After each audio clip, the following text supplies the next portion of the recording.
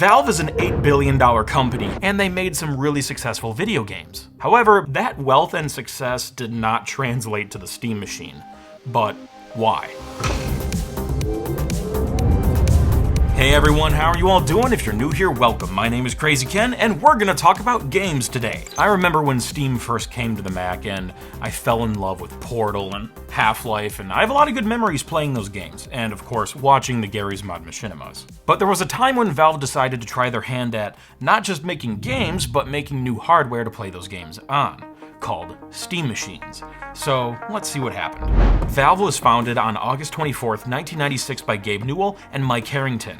Gabe and Mike used to work at Microsoft, and Gabe worked on the team that developed the first 3 major releases of Windows. He also played a key role in porting id Software's legendary Doom game to Windows 95. On November 19th, 1998, Valve launched their first game, the insanely successful first-person shooter, Half-Life, which was built with a heavily modified version of id Software's Quake engine. The point of view never leaves the player's eyes, and there's no camera cuts, which helps create an immersive environment. Combine that with great storytelling, comprehensive AI, lip sync, and physics, Half-Life went on to revolutionize the game industry, and it's still played today. In addition, Half-Life's modability allowed Valve to create other games, like Team Fortress Classic, and it enabled the community to make their own mods too. In short, Valve had a huge hit on their hands. It's not often you see a company knock it out of the park with their first release. In 2003, Valve relocated their offices to Bellevue, Washington, and they reincorporated under the name we know them by today, Valve Corporation. And that brings us to an important software release, Steam. Okay, so maybe not everyone loved this software when it first came out, but Steam went on to play a major role in changing the game industry.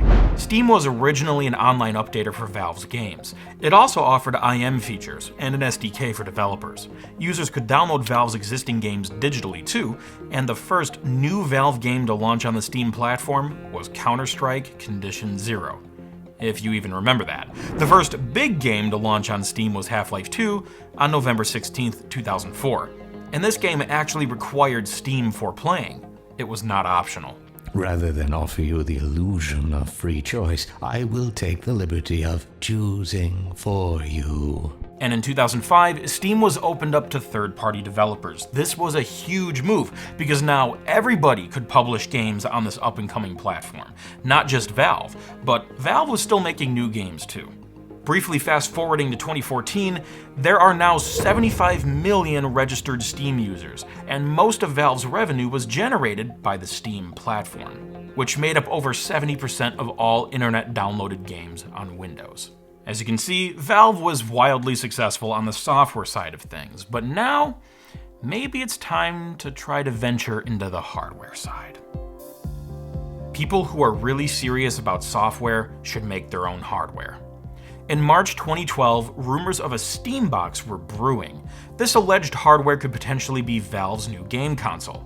Valve marketing director Doug Lombardi hinted at the possibility of new hardware, but he didn't confirm anything at the time.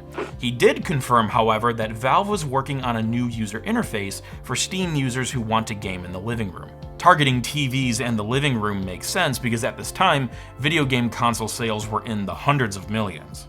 PlayStation 1 and 2 alone hit 257.4 million unit sales by March 31st, 2012. And these consoles are made for couches, TVs, living rooms, settings that are generally a little more laid back and comfortable for playing games, as opposed to sitting at a computer desk. Moving on to July 25th, Gabe spoke at Casual Connect about open platforms, and he said a way to guarantee that open platforms survive is to make sure Linux thrives. Quick rundown, Linux is a kernel that many operating systems, or distros, run on, and many of these are free and open source. For example, Ubuntu or Mint.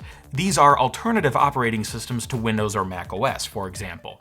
Linux has many uses, especially for web servers, and it's even the kernel used in Android and Chrome OS, but in terms of PC home usage, it's a small slice of the market compared to Windows.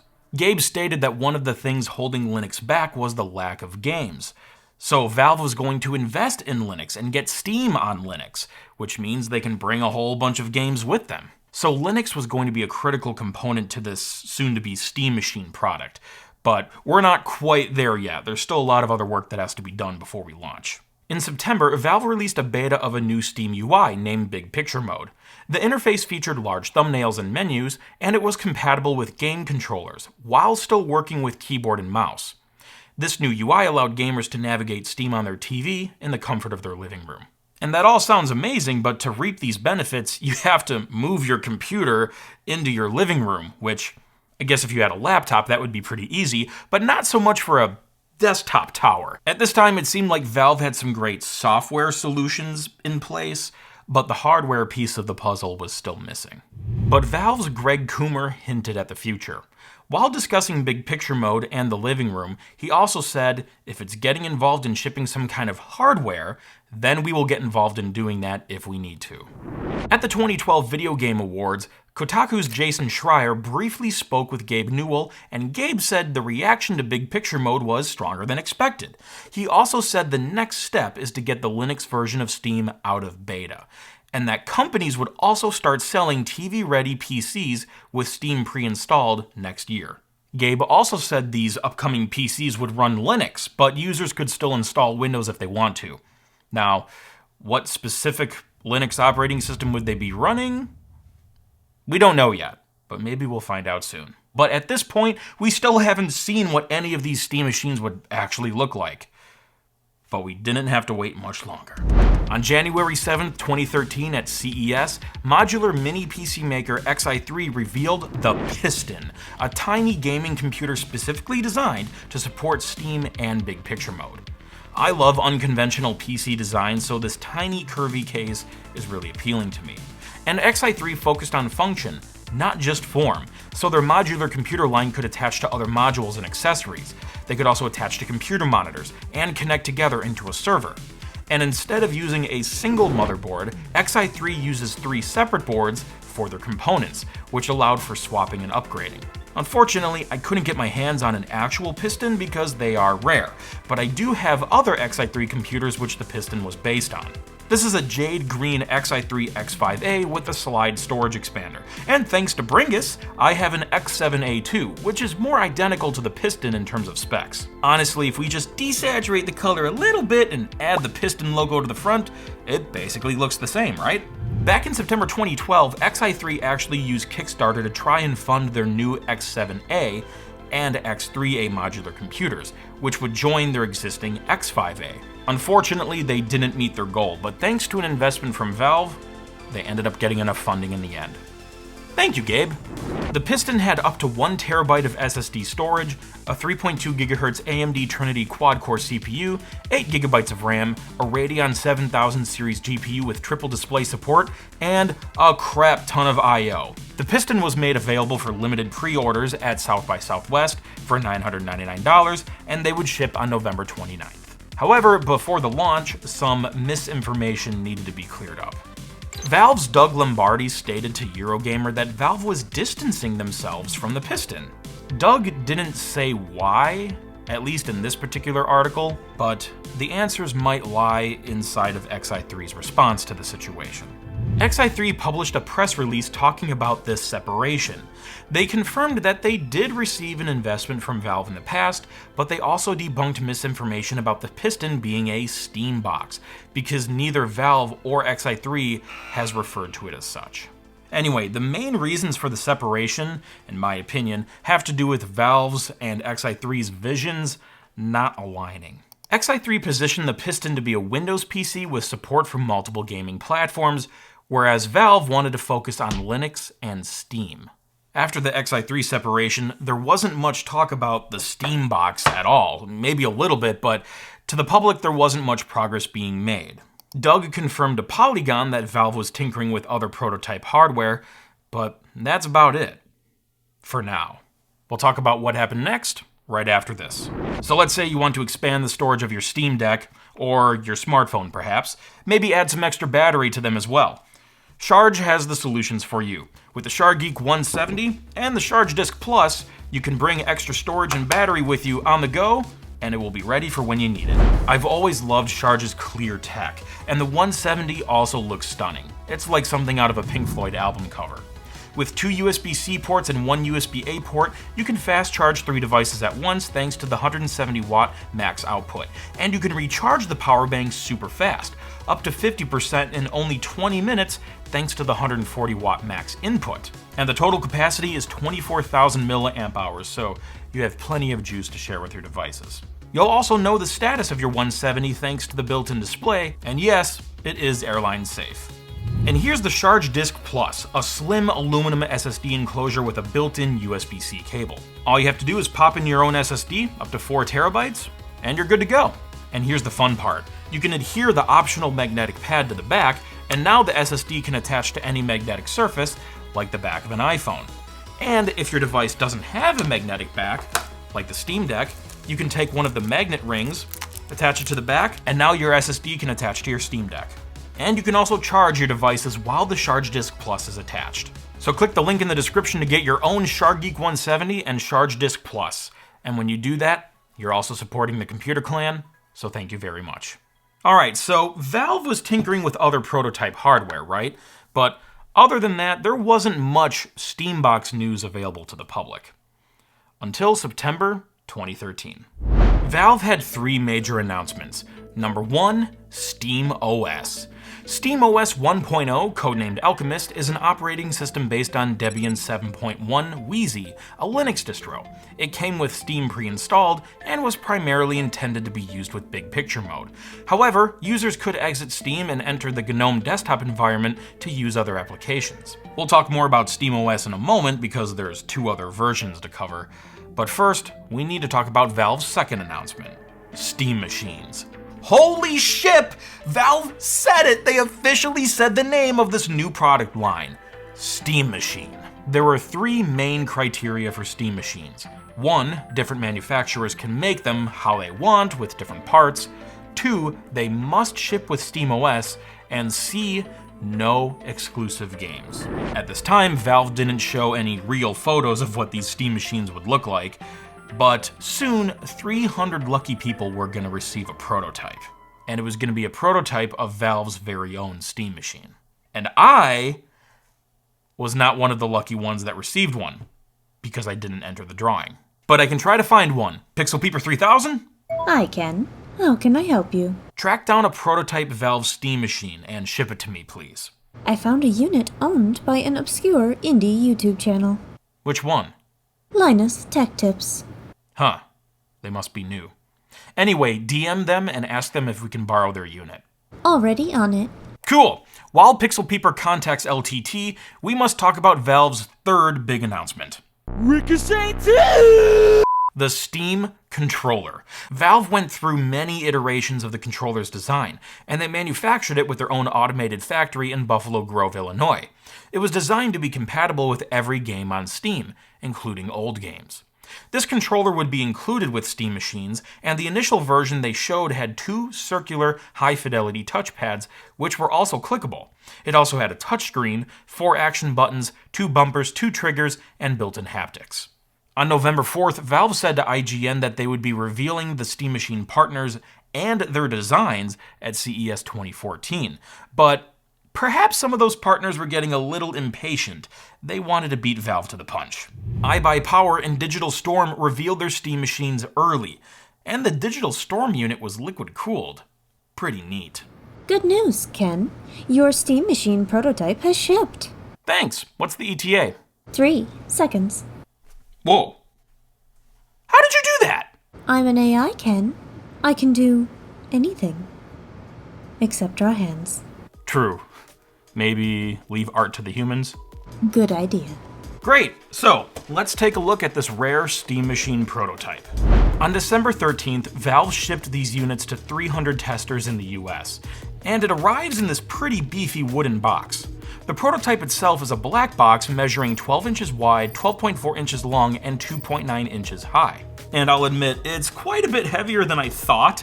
It's 12.6 pounds, which doesn't sound like a lot on paper, but for a computer of this size, yeah, that's pretty dense. The chassis is made of metal with a brushed texture, and the removable shell is quite thick too. And on the front is this oversized power button with a white glowing ring, which I absolutely love. There's also tons of I/O on the back, including USB, DisplayPort, and even a PS2 keyboard port. Looks like they're covering all bases for testing. There's also 2 USB ports on the front. Now let's take a look at the inside. With one screw, we can remove the outer shell. For specs, the prototype is equipped with an Intel Core i3, i5, or i7 processor, one of various NVIDIA GPUs, 16 GB of RAM, a solid-state hybrid drive with 1 TB of mechanical storage and 8 GB of solid-state storage, and a 450-watt power supply. The controller that came with this prototype doesn't have the touchscreen like we saw in those other press photos. Instead, it has 4 physical buttons in the middle. And it's not wireless yet, it's wired with USB. But to be fair, Valve did disclose that ahead of time. Another shout out to Bringus for loaning me this prototype Steam controller. I got to unwrap it from its condom unit and touch it before he did. But here's my favorite part about these prototype units. On the top here, there's 300 holes, and Valve shipped 300 units. And one of them is a shiny countersunk hole. The theory for this hole is it's a unique identifier for this specific unit. Assuming the numerical order follows left to right, top to bottom, this is unit number 78 of 300. I love prototype stuff, so big shout out to Linus Media Group for letting me borrow this because they are really hard to find. On the same day of this prototype launch, Valve released SteamOS 1.0 to the public as a free download. Now we arrive at CES 2014. At the show, Valve revealed the third-party partners for Steam machines. Are you ready?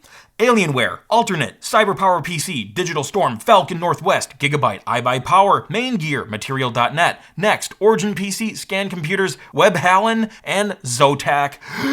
Holy crap! I certainly hope all these choices don't make it challenging for a consumer to decide what they want to buy. Steam machines had Intel and AMD CPU options, NVIDIA, AMD, and Intel GPU options, and the RAM configurations ranged up to 16 GB, and storage was generally up to 1 TB. Some went higher. On the lower end, prices were $500, and on the higher end, like with the Falcon Northwest Steam machine, $6,000. I've never spent $6,000 on a computer in my life. And I'm a Mac user. That's saying something. Apple charges $700 for freaking wheels. On January 15th, Valve discussed more details at Steam Dev Days, which was closed off to the press. On the same day, Alienware announced the release month for their own Steam machine, September 2014. And although they were pretty vague with the specs, I don't have to be. I've been to the future. I know what happens. Alienware will soon offer 4 configurations, which start at $449.99. All models come with an NVIDIA GeForce GTX video card with 2 GB of video memory, and the system can be maxed out with a 1 TB 7200 RPM hard drive, 8 GB of RAM, and a 4th gen Intel Core i7 processor. This Steam machine also has 2 USB 2 ports on the front, and on the back, HDMI in and out, optical audio out, Ethernet, and 2 USB 3 ports. And might I add, the design of this Steam machine is really slick. Everything from the glowing Steam logo to the alien head which pulsates during sleep mode, it's just a sexy computer. And yes, the Alienware logo is the power button. And I think it's the most iconic out of all the Steam machines. In March 2014, Valve revealed an updated design for the Steam controller, which replaced the center touchscreen with 2 physical buttons and a Steam button in between. The D-pad and action buttons were also relocated below the touchpads. We're still not at the production version of the controller yet. They're getting there, but all of these refinements and tweaking were starting to cause a couple problems. Late is temporary, suck is forever. On May 27th, Valve product designer Eric Hope posted an announcement to the Steam Universe group, stating that the controller still needs work and they were looking at a 2015 release instead of 2014. I think that's the right thing to do. I'd rather have a good product arrive late than get a crappy product early. However, Valve wasn't the only one on this ship. There were a bunch of third-party partners getting ready to launch their hardware, but the whole Steam Machine line and brand couldn't launch until Valve was ready. But the partners were getting kind of eager. And what did some of these eager partners do? They stripped the Steam out of the machine and just repackaged their hardware with Windows. Alienware and iBuyPower released their systems early with Windows 8.1 instead of SteamOS. I'm still infinitely amused by the non-Steam Alienware computer because the triangle where the Steam logo usually goes is still there. It's just empty. Despite the shift to Windows, the computers were still shipped with Steam pre-installed and it automatically loaded into big picture mode on startup. Okay, so we have those two computers out, but unfortunately not much else was happening for a while, so we must fast forward to GDC 2015. On March 3rd at the Game Developers Conference, Valve announced the release month for Steam machines, November 2015. The final design of the Steam controller was also revealed, along with a retail price of $50. Compared to the last controller we examined, there's some small refinements, but the biggest change is the removal of the separate D-pad, which was replaced with an analog stick. The D-pad functionality was now combined with the left touchpad. The Steam controller is wireless and it features haptics, a gyroscope, accelerometer, and up to 80 hours of battery life with 2 AA's. Also at GDC, Valve announced their new Source 2 engine and a brand new hardware product, Steam Link. For $50, users could connect Steam Link to their TV and stream a video game from their PC or Steam machine up to 1080p resolution and 60 frames per second with low latency. And it was cheap because it was just a streaming box, not a full-featured computer. Wait a minute. Okay, I don't have a crystal ball with me. Well, I used to, but I sold it to be able to pay for a surgery to make my head smaller. It clearly didn't work. But I think the Steam Link could cannibalize Steam Machine sales. You can now get the Steam experience on your TV for $50 to $100 as opposed to $500 to $6,000. If you were okay with the possibility of some latency maybe once in a while. That's just me editorializing, but we'll see what happens. June 4th, 2015. After more than 2 years of blood, sweat, and tears, and more blood, Valve finally announced the release date for Steam machines, including the controller and Link. Everything would come out on November 10th, 2015. The first brands to launch Steam machines were Cyber, Zotac, and of course, Alienware. SteamOS 2 also launched, codenamed Brewmaster. SteamOS 1 received updates through its development, but it was more or less a beta. 2.0 was much more refined under the hood. I installed it effortlessly on my Alienware Steam machine, but I could only use the built-in GNOME desktop environment. Getting Steam to work was a I could tell it was trying to auto-load big picture mode, but all I got was a black screen with a cursor. To be fair, it was kind of unrealistic of me to try to shove a 2024 Steam client onto an operating system that was based on Debian 8, which came out 9 years prior. So I tried interrupting the auto-update process to see if an older version of Steam would work, but every time I did that, I just got caught in this fatal error screen. But I don't give up! Usually. Thanks to the positive responses from my community and Brainiac Brent's brain, I learned a few Linux tricks to load a new GNOME session, update all the software on the system, and enable namespaces so Steam could launch. And voila! The UI is a bit laggy, but the games perform at a steady 60 frames per second. Cool, so finally, Steam machines were off to the races. And they sold... okay? 7 months after the launch, Valve announced they sold over 500,000 Steam controllers, including controllers packaged with Steam machines. And since every Steam machine was required to be bundled with a Steam controller, we can estimate about 500,000 Steam machines were sold. But the controller was still sold separately, so if we factor in individual retail sales of the controller, this estimate could actually be lower than 500,000. Which is not terrible for a first try, but compared to PS4 and Xbox One sales in their first 7 months, which was 15.7 million, it's a small number. And to make things even worse, only a handful of the manufacturers actually released their own Steam machines. A lot of them didn't follow through. Things weren't looking too good for the Steam machine. But I promise you, there was a silver lining. But before we get there, we need to examine why. Why did the Steam machines fail? I believe there's 3 big reasons. Number 1, too many options. On paper, more choices may seem like a good idea to offer your customers, but in reality, if a consumer is faced with too many different buying options, it can be confusing, and that can be detrimental to your business. In short, if you confuse, you'll lose.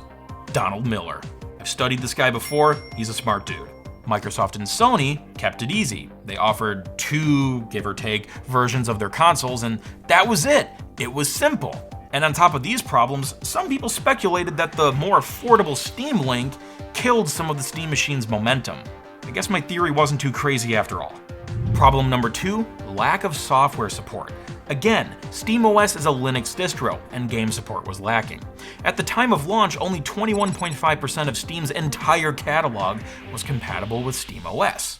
So there's not much of a benefit there. You pay the money to get the hardware to get into the Steam universe, but when you arrive, you realize you only get access to 1/5 of it. And it's just because of a software limitation. You throw Windows on there, boom, you now have access to all of it. Just didn't seem that practical. And it got worse. SteamOS had some performance problems compared to Windows. And I know performance can vary depending on your hardware, your game settings, and what you're playing, so take this with a grain of salt. But Ars Technica did a pretty thorough analysis, and Windows came out on top. And problem number 3, no killer features. While I think some of the Steam machines looked absolutely cool, there wasn't anything special about the hardware or features. And while I think it was noble of Valve to encourage no exclusives for SteamOS, that move further killed the Steam machine's value proposition, because now consumers have even less of a reason to buy them. Sony and Microsoft, on the other hand, had exclusive titles on their consoles. As time passed, unfortunately, the Steam machine line was, well, losing steam. Some manufacturers like Alienware continued making Steam machines into 2017, but most companies completely dropped out or switched to Windows. SteamOS was still getting updated and more Steam games were gaining Linux support, but it was just too little too late. Then, in mid-April 2019, Valve quietly delisted the Steam machines from its website, and the Steam Link was discontinued in November of the same year. It was replaced with a Steam Link app instead, which was originally released in May 2018. Lastly, the Steam controller continued to sell until December 3rd, 2019, when Valve ran out of stock and discontinued it. And thus marks the official death of the Steam machine. Hang on. I said there was a silver lining to all this, right? I won't leave you hanging. In life, it's important to always be improving, even if it's just one small thing a day. Think about it. After a whole year, you just learned 365 new things you can use to improve your product, your business, your mission, yourself. But it's also important to know when to let something go if it's not working, and try something else. But even when you do let that thing go, you can take the lessons with you. In Valve's case, they let the Steam machines go, but the lessons would remain with them. Much like how a young crazy Ken didn't give up trying to get SteamOS working, Valve didn't give up on hardware. They launched their own VR headset, Valve Index, on June 28, 2019, and their wildly successful VR title, Half-Life Alyx, which leveraged the new hardware. But more importantly, Valve was about to launch an all-new hardware product with a new form factor they've never released before.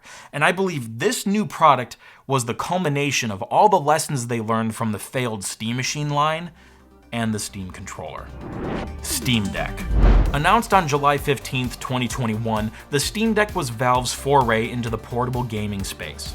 Steam Deck features a thin, rectangular design with grips on both sides and a 7-inch 1280x800 touchscreen with a 60Hz refresh rate.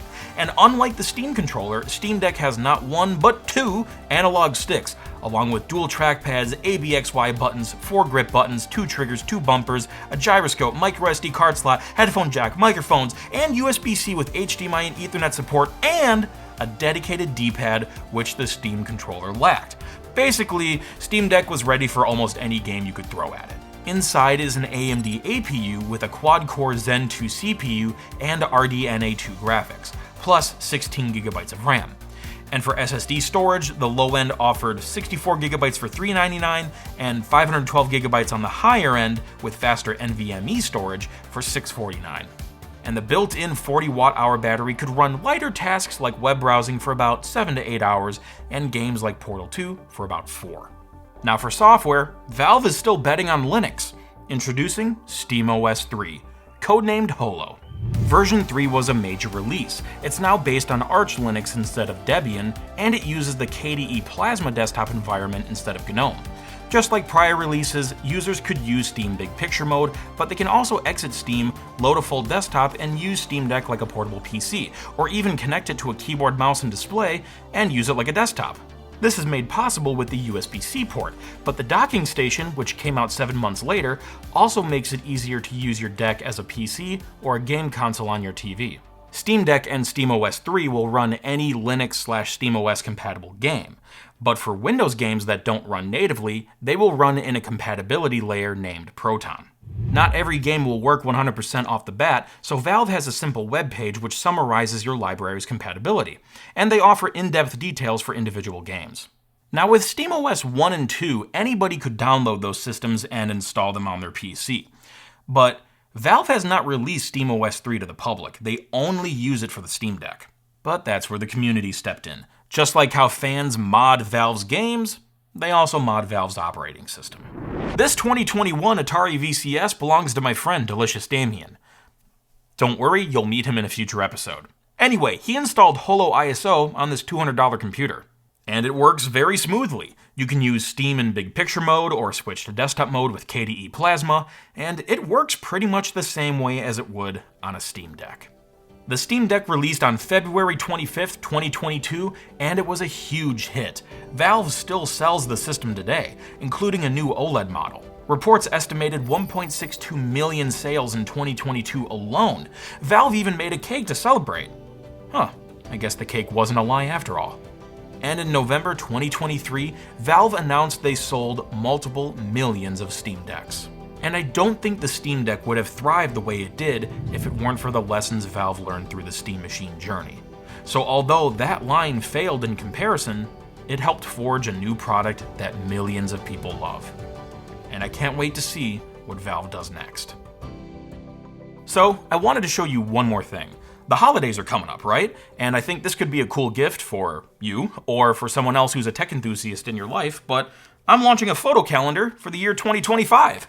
Each month features a beautiful photo I shot. I also autograph all calendars, and each calendar will come with a free wallpaper megapack download.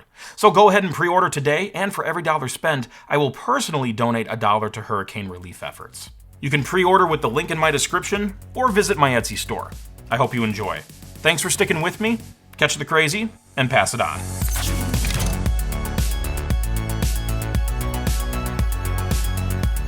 Oh, I forgot to mention, I emailed Valve asking when Half-Life 3 would finally come out. And they replied. They said the official release date for Half-Life 3 is